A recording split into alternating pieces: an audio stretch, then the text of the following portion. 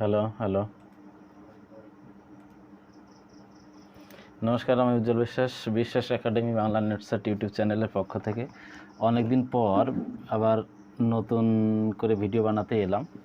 এর কারণ হচ্ছে ভেবেছিলাম যে পরীক্ষার মানে যতদিন পরীক্ষা আছে, পরীক্ষা হয়ে যাওয়ার পরে তার সিলেবাস থাকবে না, তা সিলেবাস কিছু আপডেট হবে, ওই জন্য কি আপডেট হওয়ার পরে আবার ভিডিও বানাতে চেয়েছিলাম, কিন্তু পরীক্ষা হয়ে গেল ক্যান্সেল।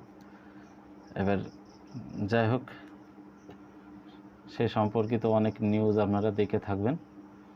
তা পরীক্ষা হতে এখনও 1 মাস কি দেড় মাস সময় লাগবে। এই জন্য যাই হোক, কিছু তথ্য যদি আপনাদের আবার দেওয়া যায় নতুন করে, যদি আপনারা উপকৃত হন সেটাই। তা এখানে আমি যেটা একটা জিনিস বলি, যে আমি যে নোটগুলো নিজে তৈরি করে আপনাদের দেখাই বা পড়াই, সেগুলো কি, সেগুলো হচ্ছে কোনো একটা বিষয়ের ভাববস্তুটা, সমগ্র তথ্যগুলো, মানে গুরুত্বপূর্ণ তথ্যগুলো, সেগুলো আপনাদের সামনে তুলে ধরি। এর কারণ হচ্ছে যে আপনাদের বিষয় সম্পর্কিত আপনাদের মনের ভিতরে যে একটা মানে কোনো একটা বিষয় সার সংক্ষেপ আপনাদের মাথার ভিতর খুব সুন্দরভাবে ঢুকে যায়। মানে কোনো একটা বিষয় সম্পর্কে আপনার যদি একটা জ্ঞান তৈরি হয়, তাহলে কী হবে, আপনারা যদি সেই বিষয় সম্পর্কিত আরও রিলেটেড বইটা আর একবার পড়ে ফেলেন, তাহলে কী হবে, আপনাদের মাথার ভিতর ঢুকে যাবে বিষয়টা, আর তাহলে প্রশ্নের অ্যান্সার করা খুবই সহজ হয়। এবার বলি যে নোট পড়ে ইউজিসি নেট পাস করা যায় না।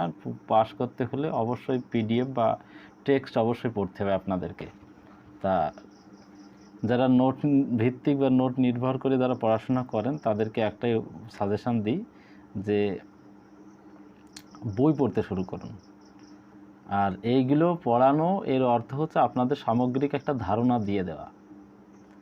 যদি আপনার সামগ্রিক ধারণাটা মাথার মধ্যে থাকে, তাহলে পড়তে আপনাদের অনেক সুবিধা হবে। এই জন্যই ভিডিওগুলো তৈরি করা। যাই হোক, এর মধ্যেও অনেক ইনফরমেশান আছে যেগুলো কাজে লাগে। এবারকার পরীক্ষা তো পরীক্ষা নামে প্রহসন তৈরি হয়েছে। যাই হোক, সেই সম্পর্কে আর কোনো কথা না বলি, বেশি উল্টোপাল্টা ভিডিও না বানানোই ভালো। এতে ছেলে মেয়েদের মোরাল মানে নষ্ট হয়। পরীক্ষা দেওয়ার মানে কি বলবো, মানসিকতা নষ্ট হয়ে যায়, মোটিভেশনটা কম হয়ে যায়, মোটিভেশন থাকে না পরীক্ষা দেওয়ার।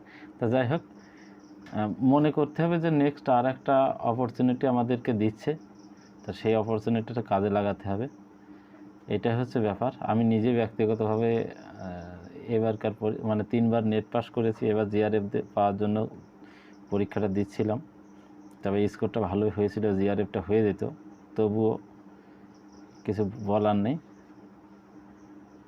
আবার নতুন করে পরীক্ষা দিতে হবে, দেখা যাক কী হয়। তা যাই হোক, পড়াশোনার অনেক প্রেশার ছিল, চাপ তো ছিলই, আরও ছেলে মেয়েদের পড়ানো, 4-5 জন ছেলে মেয়ে আছে আমার যাদের পড়ায়। তা এই হচ্ছে ব্যাপার।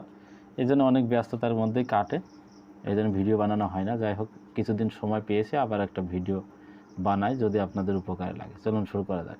এখানে যে টপিকটা আজকে পড়াবো সেটা হচ্ছে আমার জীবন রাসসুন্দরী দাসী। তা এই টপিকটা পড়াতে গেলে অনেক সময় লাগবে, মোটামুটি ঘন্টাখানেক সময় লাগবে। এবার আমি কি করি, একটা কাজ, যেহেতু এত বলার সময় নেই, তা আপনাদেরকে সাজেশান দিয়ে দিই যে কোথাও থেকে পড়বেন। এবার যেমন আমার জীবন থেকে প্রশ্ন, আমার তো মনে হয়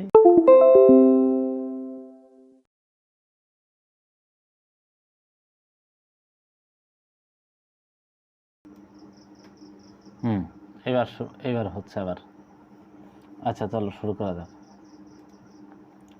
তাহলে পুরো বিষয়টার একটা সামারি আমি তৈরি করে দিচ্ছি, আপনাদের বলে দিচ্ছি কোথা থেকে পড়তে হবে, সেই বিষয়গুলো আপনি একটু দেখে যাবেন, ব্যাস।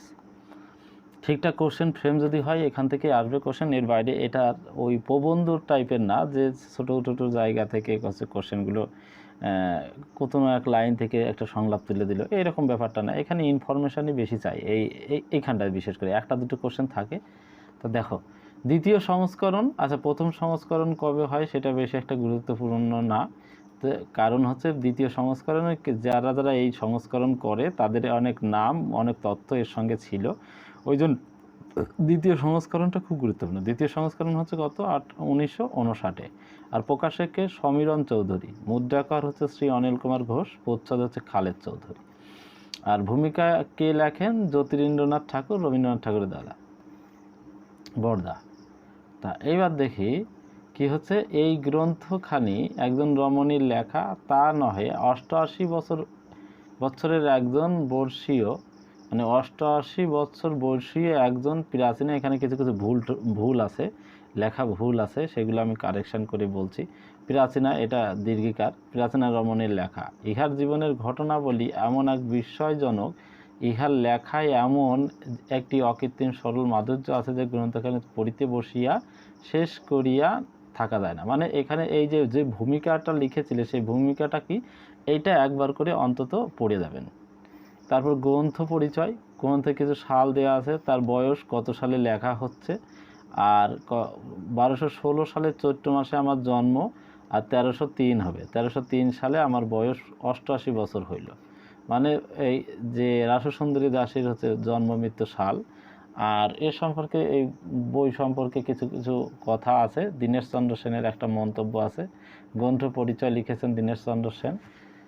এই কিছু কিছু তথ্য আছে, এইগুলো পড়ে যাবেন। এবার প্রাসঙ্গিক কিছু তথ্য দেখো। রাসসুন্দরী দেবীর জন্ম 1809 খ্রিস্টাব্দে গাবনা জেলার পোতাজিয়া, এটা এইরকম বানানো হয়, পোতাজিয়া গ্রামে, হয়তো পাবনা হবে, মানে সম্ভবত পাবনা হবে, কিন্তু গাবনা লেখা আছে। আচ্ছা, পিতার নাম হচ্ছে পদ্মলোচন রায়। অনেকদিন আগে এই প্রশ্নটা দিয়েছিল। 12 বছর বয়সে বিয়ে দিয়েছিল ফরিদপুর জেলার জমিদার সীতানাথ সরকারের সঙ্গে। এইবার সীতানাথ সঙ্গে 14 বছর, একটুখানি অল্প একটু বলি, বাকিটুকু আপনাদেরই করে দেব। 14 বছর বয়সে তিনি লুকিয়ে লেখাপড়া শিখতে আরম্ভ করেন, আর 12টি সন্তানের তিনি জননী হয়েছিলেন। ননদ ছিল কয়টি? 3টি। 12টি সন্তানের মধ্যে হচ্ছে কয়টি, সম্ভবত 7টি কি 5টি মারা যায়, 5টি সম্ভবত থাকে। আর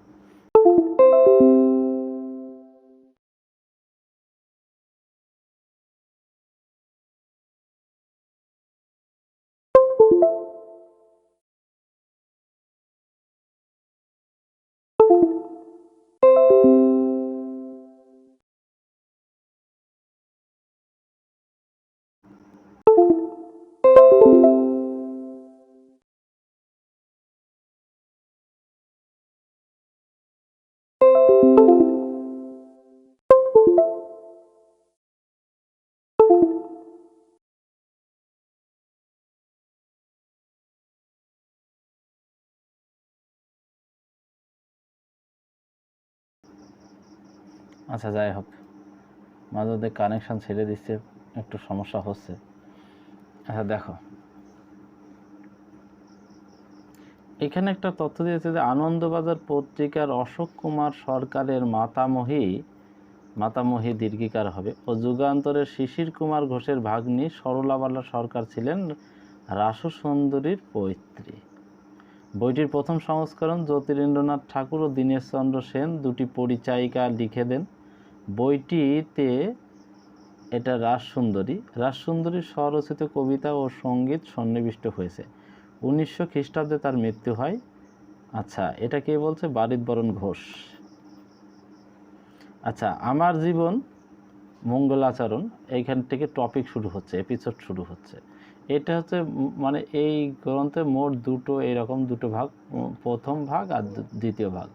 এখানে বোধহয় 12 থেকে 15টা মতো এপিসোড আছে, আর এখানেও তাই, ওই রকম 15টা মতো এপিসোড আছে। লাস্টে একটা এমনি উপসংহার টাইপের আছে, ব্যাস হয়ে গেল। আচ্ছা, এখানে একটা জিনিস আমি বলে দিই, সেটা হচ্ছে এই যে বন্দের সরস্বতী মাতা তুমি বল বুদ্ধিদাতা, গন্ধর্ব কিন্নর তব বাধা। মঙ্গলাচরণে কি শ্লোক ব্যবহার করেছেন সেটা কিন্তু মনে রাখার বিষয়। প্রথম রচনা জীবনচরিত। দেখো, এখানে প্রত্যেকটারই শুরুতে একটা করে হচ্ছে এইরকম শ্লোক আছে। কথা বাঞ্ছা কল্পতরু প্রভু বিশ্বেশ্বর, হৃদয়ে বসিয়া মম বান্ধা পূর্ণকর। এখানে একবার কোশ্চেন এরকম দিয়েছিল যে প্রথম এপিসোড ফার্স্টের সঙ্গে কোন ছিল, কোন শ্লোক ছিল, দ্বিতীয়র সঙ্গে কোন শ্লোক ছিল। হ্যাঁ, এইরকম করে হচ্ছে 3-4টে দিয়েছিল, পরপর 4টে শ্লোকের হচ্ছে মিল করতে দিয়েছিল, যে পরপর 4টে শ্লোক দিয়েছিল, সেগুলো পরপর 4টে মিল করো। তাহলে এই রকম কোশ্চেনে অনেক সময় দেয়, ওই জন্য এইগুলো এইরকম করে সাজানো। এবার এর মধ্যে একটা বলে দিই, দেখো যে দ্বিতীয় রচনা এরকম। আর দ্বিতীয় রচনায় কি আছে এখান থেকে একটা আমি বলে দিই যে মনে রাখার জন্য একটা করে ছোট ছোট করে কিওয়ার্ড বেছে নিন, নিয়ে সেইগুলোকে সাজান। যেমন দ্বিতীয় রচনায় কি আছে, ধন্য ধন্য প্রভু তুমি ধন্য ত্রিভুবন, কত ধন্যবাদ দিব এক বদনে। তাহলে ত্রিভুবনটাকে কিওয়ার্ড হিসাবে বেছে নেন। মানে দ্বিতীয় শ্লোকে কি আছে, ত্রিভুবন। ত্রিভুবন আগেরটায় কি ছিল দেখি, আগেরটায় ছিল আচ্ছা প্রভু বিশ্বেশ্বর অথবা কল্পতরু, কোনো কল্পতরু নিয়ে নিন, কল্পতরু। কল্পতরু তারপরে হচ্ছে এই যে এইটা ত্রিভুবন, কল্পতরু ত্রিভুবন, এইভাবে মনে রাখার চেষ্টা করুন। সবটুকু মনে রাখতে পারবেন না, অতএব এইভাবেই সবচেয়ে বেস্ট। তাহলে এখানে কি হয় যে দেখো, এখানে হচ্ছে ওই আমি জায়গায় জায়গায় একটু একটু করে বলে যাচ্ছি, বেশি বলার সময় নেই, কারণ এত করে পড়াতে গেলে অনেক টাইম লাগবে।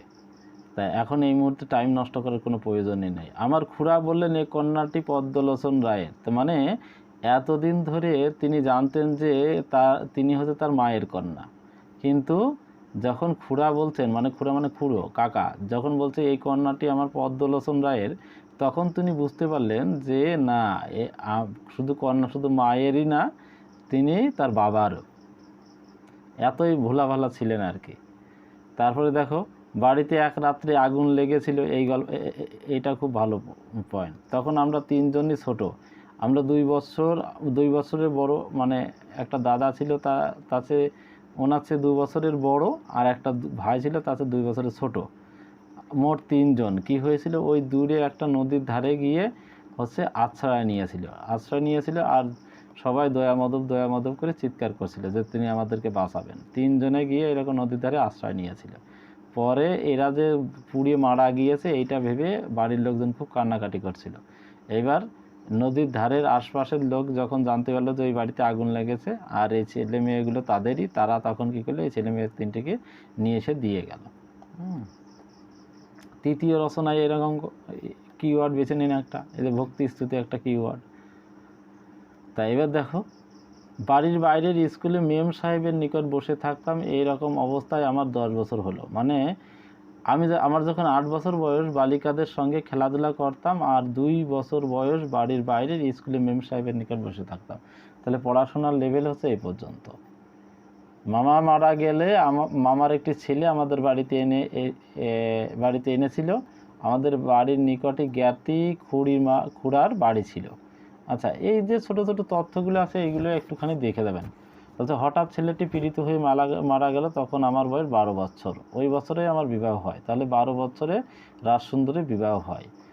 আর তারপর দেখো চতুর্থতে কি আছে, বিশ্বব্যাপী বিশ্বম্ভর। এই বিশ্বম্ভরটাকে কিওয়ার্ড বানিয়ে নিন পর মনে রাখার জন্য।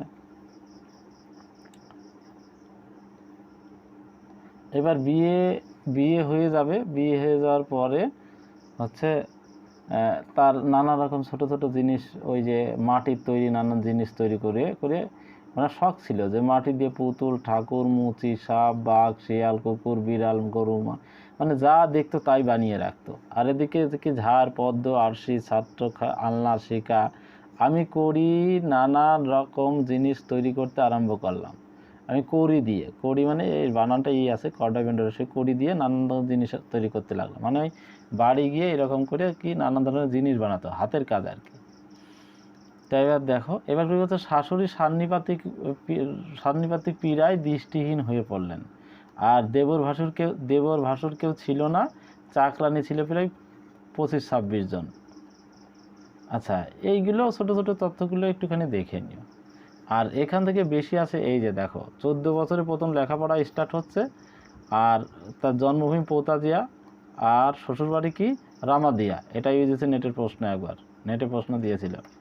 তাহলে কয় দিবসের পথ, 3 দিনের পথ, 3 days, 3 দিনের পথ। পোতাজিয়া থেকে রামাদিয়ায় যেতে লাগে 3 দিন। এবার কোন বয়সে কোন সন্তান হয়েছিল তার একটা এখানে লিস্ট দেওয়া আছে। এইটা আপনাদের বই থেকে খুব সুন্দর করে পড়ে নেবেন। যেমন 18 বছরের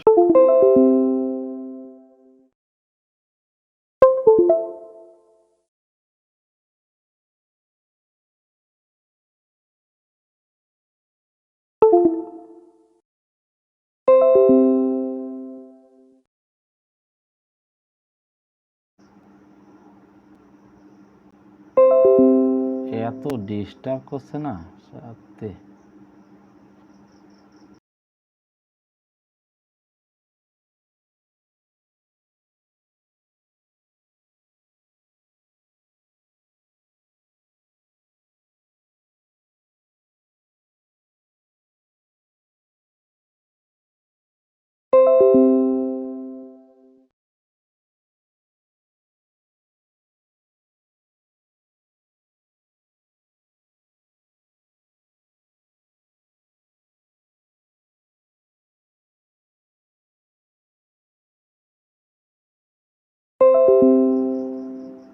এত ডিস্টার্ব করছে কেন?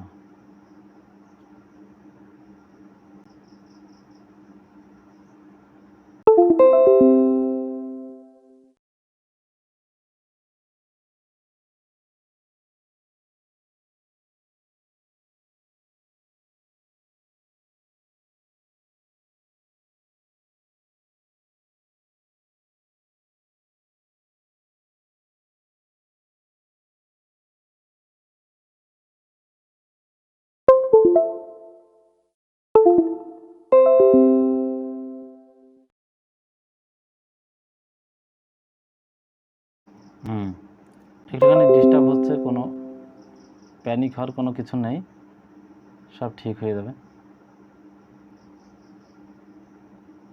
ওকে, রেকর্ডিং চলছে এদিকে।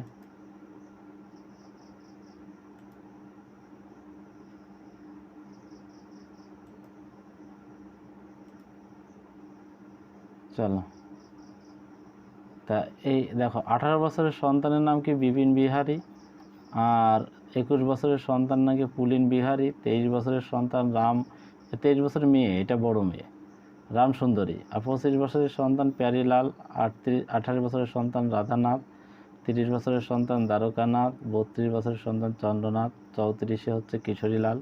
তারপর একটি পুত্র সন্তান 6 মাস গর্ভবাস করে গত হয়, 6 মাস গর্ভবাস করে গত হয়।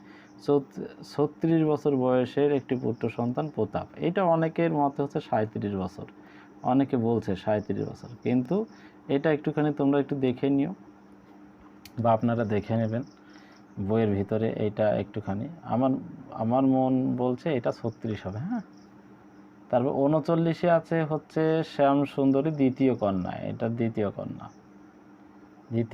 আর 41 বছরের সর্বকনিষ্ঠ মুকুন্দলাল। তা এই চারটা পুরো মুখস্থ করে ফেলতে হবে, এই জায়গাটা খুব গুরুত্বপূর্ণ।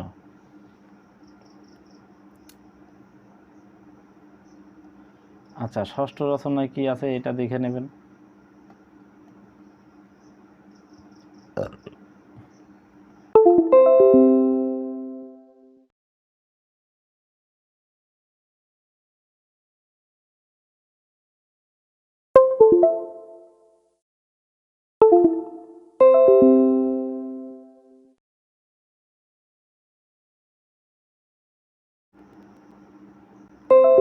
ওকে, এত ডিস্টার্ব করলে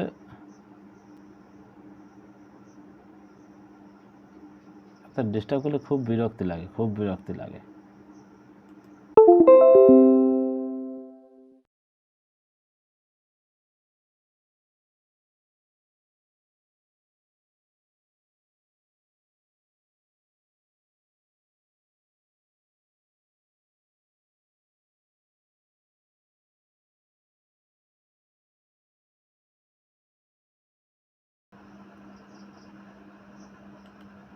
ওকে, আজকে খুব ডিস্টার্ব হচ্ছে, কেন হচ্ছে জানি না। আচ্ছা, এখানে বই লুকিয়ে লুকিয়ে তিনি পড়তেন। হ্যাঁ, এখানে বই, এই যে এক দিবসের স্বপ্নে কি দেখেছিলেন, কোন বই? চৈতন্য ভাগবত দেখেছিলেন। সেই তার চৈতন্য ভাগবত স্বপ্নে দেখেছিলেন, যে ইচ্ছা করে, মানে তার মনে ইচ্ছা জেগেছে চৈতন্য ভাগবত সে পাঠ করবে। পরে তার কর্তামশাই বিপিনকে চৈতন্য ভাগবত পুস্তকখানি, এটা পুস্তক হবে, পুস্তকখানি রাখার জন্য বলে গিয়েছিলেন, যে সে সকল পুস্তকে, এটা পুস্তক হবে, প্রস্তাব না, পুস্তকে কাঠের আড়িয়া লাগানো থাকতো। আমি কেবল ওই চিত্র পুত্তলিকা দেখে ঠিক করলাম ঠিক করে রাখলাম আর ওই পুস্তকের একটি পাত লুকিয়ে রাখলাম। এটা খড়ির নিচেই, হেসেলে খড়ির নিচেই, ঘড়ি না খড়ির নিচে লুকিয়ে রেখেছিলেন। এটা একটু দেখে নেবেন, বেশ ভালো ইনফরমেশনটা। আচ্ছা, কততে মৃত্যু হচ্ছে শাশুড় ঠাকুরানীর? সপ্তম রচনায়। দেখো এখানে সপ্তম রচনায় কি হচ্ছে, ইতিমধ্যে আমার শাশুড়ি ঠাকুরানের একসঙ্গে মৃত্যু হলো, তখন তখন আমার 4টে সন্তান। তার মানে কত অধ্যায়ে মৃত্যু হচ্ছে? সপ্তম অধ্যায়ে 1/7 এখানে মৃত্যু হচ্ছে। আর পড়তে শিখে গেছি কত বছর বয়স? তখন 25 বছর বয়স। তা এটির মধ্যে কটা সন্তান হয়েছে? 4টি। 3টি ননদ বিধবা হয়ে আজকের নিকট চলে এসেছে। আর তাদের বাড়ি একটা ঘোড়া ছিল, তার নাম কি? জয়হরি। তাকে দেখতে সে মানে লুকিয়ে থাকতেন, ভয় পেত। তা জয়হরি যে একটা ঘোড়ার নাম তিনি জানতেন না। এই উক্তিটা খুব ভালো। অতি দর্পে হতলঙ্কা, অতি মানেশ্য কৈরব, অতি দানে বালিবুদ্ধ সর্বসন্তাম গ্রহিতাম। এইটা বেশ ভালো। আর অষ্টম রচনায় কি আছে দেখো, 40 বছর বয়স হয়ে গেছে, সেখানে কি বড় ছেলে বিপিন, এটা বিপিন হবে, বিপিন না, বিপিনের বিবাহ দিয়ে একটি পুত্রবধূ ঘরে আনা হয়েছে। আচ্ছা, এখানে আর দেখি, এই 6টি পুত্র একটি কন্যা পরলোক প্রাপ্ত। 6 মানে 7 জন মারা গেছে, তার মানে হয়েছিল 12 জন, তাহলে 5 জন আর অবশিষ্ট রইল। 4টি পুত্র একটি কন্যা অবশিষ্ট আছে। এটা খুব গুরুত্বপূর্ণ ইনফরমেশন। আচ্ছা, একবার কি কি বই তিনি পড়েছিলেন এটা পড়ো। আর কি বই ছিল? বাল্মীকি পুরাণের আদিকাণ্ড ছিল, সপ্তকাণ্ড ছিল না। তার পঞ্চম পুত্র কলকাতা থেকে এনে দেওয়ার কথা বলেছিলেন, তার নাম হচ্ছে দ্বারকানাথ। তারপর হচ্ছে দশম রচনাতে কি আছে এটা একটু দেখে নিও। আমি পড়াচ্ছি না আর এত, কারণ এই পড়াতে গেলে সারাদিন মানে সারা রাত কেটে দেবে, 2-2.5 ঘন্টার ব্যাপার। তা এখানে আর কি আছে? এখানে এই ইনফরমেশানগুলো মূর্ত পুরোহিত গুণনিধির মৃত্যু হয় কবে, আর তার কর্তার মৃত্যু হয় কবে। দেখো, কর্তার মৃত্যু 1275 29 মাঘী শিব চতুর্দশী দিবসে 2:30 প্রহর বেলার সময় কর্তার মৃত্যু হয়। আর কি হয় 1275 শিখ একই অঘ্রাণ মাসে, এটা মাঘ মাসে, এটা অঘ্রাণ মাসে প্রথম দিবসে পুরোহিত গুণনিধি চক্রবর্তীর মৃত্যু হয়। এই দুটো ইনফরমেশান খুব ভালো। 1275 সালে বইটি যখন প্রথম ছাপা হয় তখন তার বয়স ছিল 59 বছর। তাহলে 59 বছরে তার প্রথম বৈধব্য যোগ হয়, মানে তিনি বিধবা হন। তারপরে দেখো, স্বপ্ন দর্শনগুলো ভালো। ওই কি স্বপ্ন দেখে কি হয়েছিল? তার ছেলে মারা যায়, তারপরে হচ্ছে তার পুত্রবধূর সন্তান হয়, চাপা ফুল দর্শন করে তার পুত্রবধূর হয়, ছেলে মারা যাচ্ছে, নিজে মারা যাচ্ছে, প্লাস স্বপ্ন দর্শনে হচ্ছে ওই স্বপ্ন দর্শনের পরে হচ্ছে ওই অলৌকিকতা, ওই ভূত দর্শন, ভূত টুত দেখবে বাগানে গিয়ে, সেটা একটু দেখে নিও। তারপরে ওনার ছেলে হচ্ছে এক জায়গায় ঘোড়া চড়ে যাওয়ার সময় কি হয়, ঘোড়া থেকে নামার সময় ঘোড়া থেকে পড়ে গিয়ে মাথা টাথা ভেঙে নিয়ে আসে। এই যে ফরিদপুর জেলার অন্তর্গত রামাদিয়া গ্রামের আমাদের বাড়ি, আর ওই জেলার মাতালকে বেলগাছের থানা আছে। কি ভালো একটা দেখো, বিপিন ঘোড়ায় চড়ে একটা কাজে গিয়েছিল। এই জায়গাটা কি অদ্ভুত অদ্ভুত নাম আছে এখানে, দেখে নিয়ে একটু। তো সেখান থেকে পড়ে গিয়ে মাজা ভেঙে গিয়েছিল। হ্যাঁ, তার তো কি সর্দার কি করেছিল, কোলে করে নিয়ে এসেছিল। নিজের মৃত্যু কল্পনা, এইগুলো প্রকাশ্যে ভূত দেখেছিল কোথায়, সেটা একটু দেখে নিও। কুকুর দেখেছিল, কুকুর, তখন তার বয়স 60 বছর। আচ্ছা, 60 বছরে কি হচ্ছে, এই কন্যা, এই তার ছেলে আর মেয়ে আর তার নাতি নাতনি এইগুলো আছে। 60 বছরে কে কি বেঁচে ছিল, কার কোন ছেলে হয়েছিল, সেইগুলো একটু দেখো।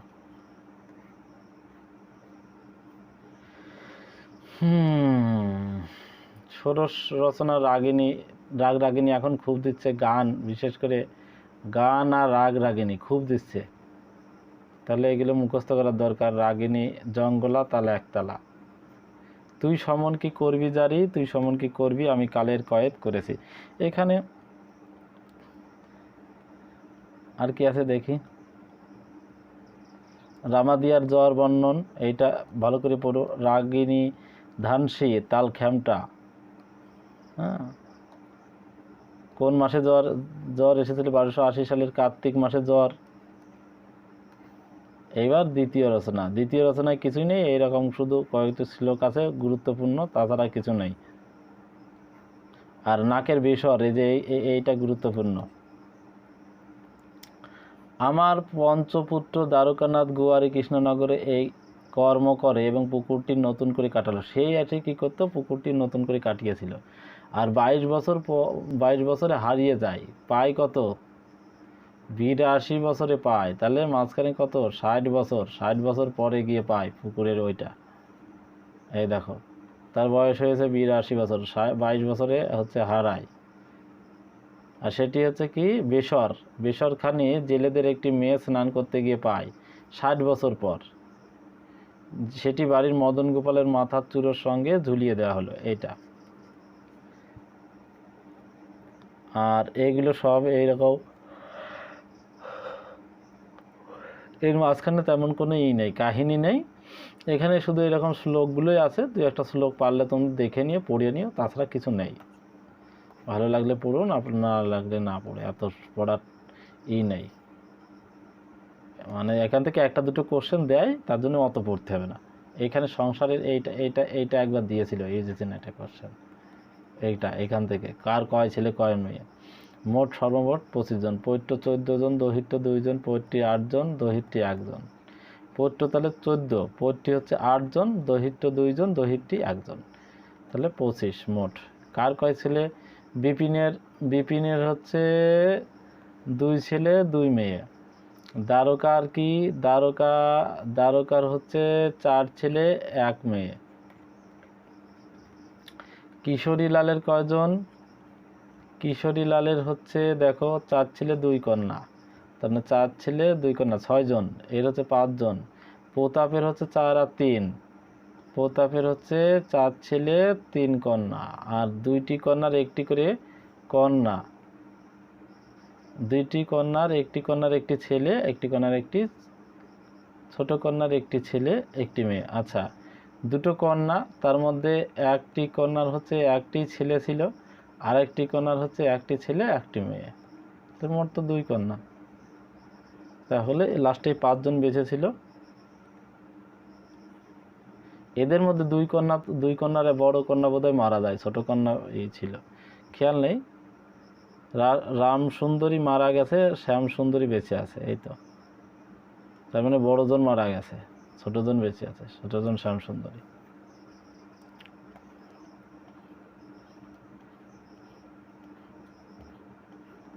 আর এখানে লাস্টে দেখো, লাস্টে একটা কথা বলা আছে, যে এখান থেকে একবার প্রশ্ন দিয়েছিল, এই যে আমার এই বইখানি ছাপানো হইল, বই বিক্রয় হইয়া ছাপানোর দাম দিয়ে পরে যে কিঞ্চিত থাকিবে, ওই টাকায় আমানত থাকিবে, প্রতি বছর মদন গোপালের নিকট ওই টাকা দিয়ে মহৎ উৎসব হইবে, মানে মহোৎসব হবে।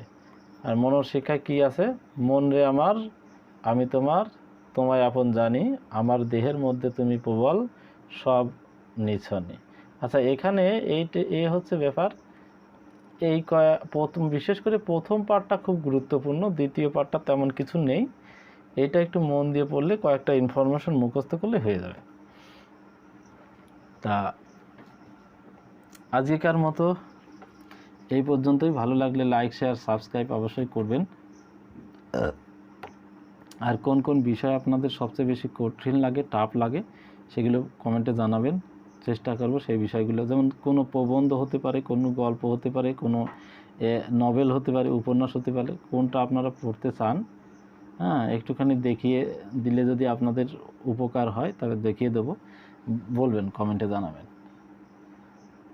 আচ্ছা, আজকের মতো এই পর্যন্তই, দেখা হবে অন্য কোনো ভিডিওতে। সময় খুব কম, সময় পেলে অবশ্যই ভিডিও করব। ওকে, আজকের মতো এই পর্যন্তই।